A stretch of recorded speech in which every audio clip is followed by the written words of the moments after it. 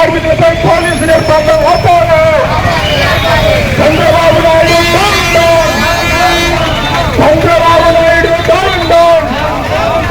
ముఖ్య కార్మిక చట్ట అవమానకరంగా మాట్లాడిన ఎమ్మెల్యే పర్వత శ్రీనివాసరావు ముఖ్య కార్మిక చట్టం ప్రకారం చేస్తున్నాం, చోరు చేస్తున్నాం. ఏ పోలీస్ చట్టంలో ఉంది? ధర్నా చేసేటంటే నిరసన తెలియజేసేటట్టు వాళ్ళని టెంట్లో నుంచి బయటికి నెట్టేదానికి మీకు ఎవరు అధికారం ఇచ్చారని అడుగుతున్నాం. అందుకని పోలీసు అయితే కావచ్చు, ఈ దేశంలో ఉన్న చట్టాలు గౌరవించాలి, ఈ ప్రభుత్వం గౌరవించాలి. చంద్రబాబు నాయుడు ఎన్నికలు అయ్యేదాకా స్టీల్ ప్లాంట్ కాపాడుతానని చెప్పాడు. పచ్చి దొంగగా ఈరోజు బీజేపీ కమ్ముడు పోయాడు. బీజేపీ కమ్ముడు పోయి తమ సొంత పనులు చేయించుకుంటున్నాడు. ప్రజలకు సంబంధించిన స్టీల్ ప్లాంట్ ని ఎవరికి అమ్మేదానికి బీజేపీ వాడు తాకట్టు పెడతా ఉంటే వాడికి నువ్వు మోచేతి నీళ్లు తాగుతావా? బీజేపీ వాడికి అమ్ముడు పోతావా?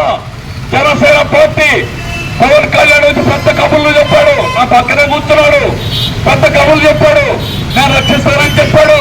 ఈ రోజు అడ్రస్ లేకుండా నోరెత్తి మాట్లాడటంలా 5,000 మందిని పనిచేసే వాళ్ళని డ్యూటీకి వెళ్ళి కంపెనీ గేట్కి వెళ్ళేటప్పుడు నేను ఆపేశానని చెప్తున్నాను. ఎవరిచ్చారు నీకు అధికారం? 30 ఏళ్ల నుంచి నేను పనిచేస్తున్నాను, 30 ఏళ్ల నుంచి పూర్తి చేశాను. 58,000 కోట్లు గవర్నమెంట్ అంతా ఇచ్చింది 5,000 కోట్లే. కానీ 58,000 కోట్లు స్టీల్ ప్లాంట్ ఉత్పత్తి చేసి పన్నులు కట్టి గవర్నమెంట్ కి పన్నులు కట్టాం. గవర్నమెంట్ పన్నులు చెల్లించింది 58,000 కోట్లు.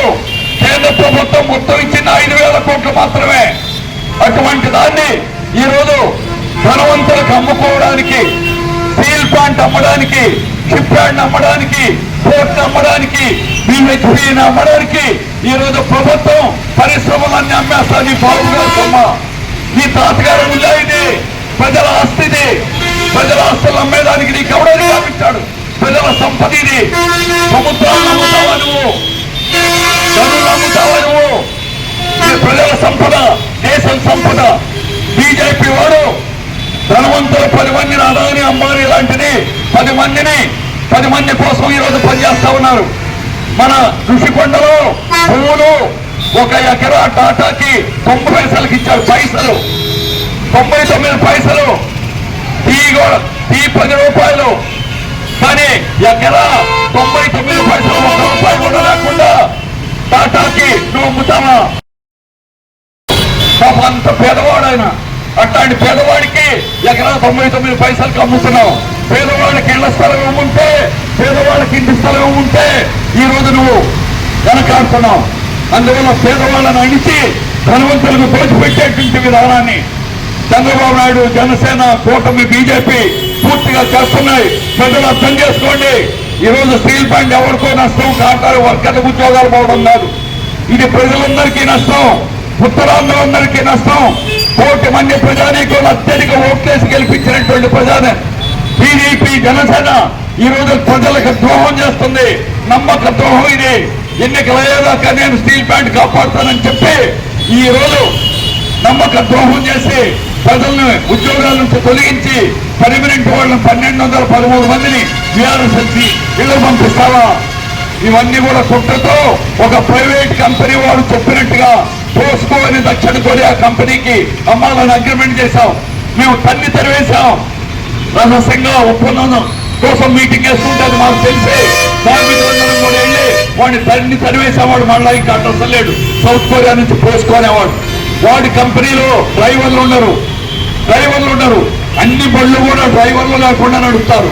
సెన్సార్స్ అట్లాంటి ఆటోమేషన్ కార్మికులను తొలగించి ఇట్లాంటి ఆటోమేషన్ పద్ధతుల్లో స్టీల్ ప్లాంట్ నడపాలని, అట్లాంటి ప్రైవేట్ వాళ్ళకి ఇవ్వాలని బీజేపీ, తెలుగుదేశం, జనసేన ప్రయత్నం చేస్తున్నారు. దీనికి వ్యతిరేకంగా మనం పోరాడతాం. ప్రైవేట్ యజమానికి కాంట్రాక్ట్ వర్కర్లు అక్కర్లేదని 30 ఏళ్ల నుంచి పనిచేసి త్యాగం చేసి జీవితాలు, ప్రాణాలు కూడా పణంగా పెట్టి కొన్ని 100 మంది చనిపోయారు. నిప్పుల్లో పనిచేస్తూ ఉంటారు. అగ్నికొండంలాగా ఉంటాయి స్టీల్ ప్లాంట్ లో. కోకోవైన్ డిపార్ట్మెంట్కి వెళ్తే అగ్నికొండాలే అయినా నిప్పుల్లో పనిచేస్తూ ఉంటారు. అలాంటి వాళ్ళు 30 ఏళ్ల నుంచి పనిచేస్తుంటే ఈ రోజు ఏమీ లేనట్టుగా పనిలో నుంచి తొలగించడం అనేది ఇది అన్యాయం, చట్ట వ్యతిరేకం, దుర్మార్గం. దీనికి వ్యతిరేకంగా వచ్చి పాల్గొన్న ప్రతి ఒక్కరు కూడా మీకు అందరికీ సాల్యూట్ చేస్తున్నాను. మీలాంటి వాళ్ళందరూ ఉంటేనే ఈ రోజు దేశం అనేది కాపాడుతుంది. ఒకప్పుడు స్వాతంత్రం కోసం పోరాడినట్టుగా మళ్ళా ఈ రోజు పబ్లిక్ సెక్టార్ని కాపాడుకోవడానికి మరో స్వాతంత్ర పోరాటానికి లాగా మీరు పాల్గొన్న మీ అందరినీ కూడా ధన్యవాదాలు చెప్తూ నాకు అవకాశం ఇచ్చినందుకు ఇంతతో ముగిస్తున్నాను. 4,000 మందిని తొలగించారు. ఇంకా 1,100 తొలగిస్తారట. ఇంకొక 2,000 మందిని తొలగట. ఇది ఎంత అన్యాయం. మరి ఇది కనిపించట్లేదా? వాళ్ళ ఎండిన దొంగలకి ఏ యుగ నేర్పుతారు మీరని ఈ రోజు అఖిలపక్ష కార్మిక ప్రజా సంఘాల తరఫున ప్రశ్న. వాళ్ళకి కడుపు నిండా తిండి ఉండి ఆరోగ్యం ఉండి ఉద్యోగం అప్పుడు యోగా, కానీ ఉద్యోగం తీసేస్తాను యోగా చెయ్యు అంటే మాత్రం చాలా సిగ్గుమాలిన చర్య. చంద్రబాబు నాయుడు గారు ఎలక్షన్స్ ముందు ఏం మాట్లాడారు, ఇప్పుడేం మాట్లాడతారు? వినండి, మేము చెప్తున్నది. మాకు యోగా వద్దు, స్టీల్ ప్లాంట్ కాంట్రాక్టులను వెంటనే విధుల్లో తీసుకోవాలి అని చెప్పి మహిళలు ప్రదర్శన. మోడీ గారికి చెప్పండి, అదాని అంబానీ కార్మికు ఓటేసింది, ప్రజలు ఓట్లేశారు అన్న విషయం చెప్పండి. కాంట్రాక్ట్ కార్మికులను తిరిగి విధిలో తీసుకునే పోరాటం కొనసాగుతుంది. చల్లని వారికి డీపీలకే న్యాయం చేస్తారా? నాన్ డీపీలకి న్యాయం చేయరా?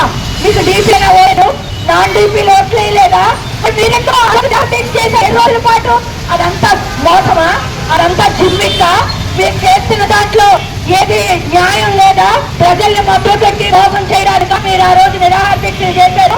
ఇప్పుడే మనం డీపీలను కాపాడుతాను, నాన్ డీపీలను కాపాడను అంటే ఇది వెళ్ళిపోతారా? అందుకని మేము మన అందరి తరఫున, ప్రజా సంఘాలు, కార్మిక సంఘాల తరఫున ఈ ప్రభుత్వాన్ని డిమాండ్ చేసేది ఒకటే. మీరు ఏదైతే మాటిచ్చారో మాటను నిలబెట్టుకొని అక్రమంగా తొలగించిన కార్మికులందరినీ తిరిగి విధుల్లో తీసుకొని అంతటి వరకు మా పోరాటం కొనసాగుతారు. విశాఖ ఉక్కు 32 మంది ప్రాణాల బలిదానంతో వచ్చింది. అటువంటి విశాఖ ఉక్కుని మేము కాపాడుకుంటాం. కాపాడుకునే వరకు మా ప్రయత్నం కొనసాగుతుంది. మేము ఖచ్చితంగా గెలుస్తామన్న ఆత్మవిశ్వాసంతో ఉన్నాం కామ్రేడ్స్. భవిష్యత్తు పోరాటాలకి మరింత సన్నద్ధం కావాలని కోరుకుంటూ సహకరించిన మీ అందరికీ కూడా. Welcome to our YouTube channel. Don't forget to like, subscribe and share the videos.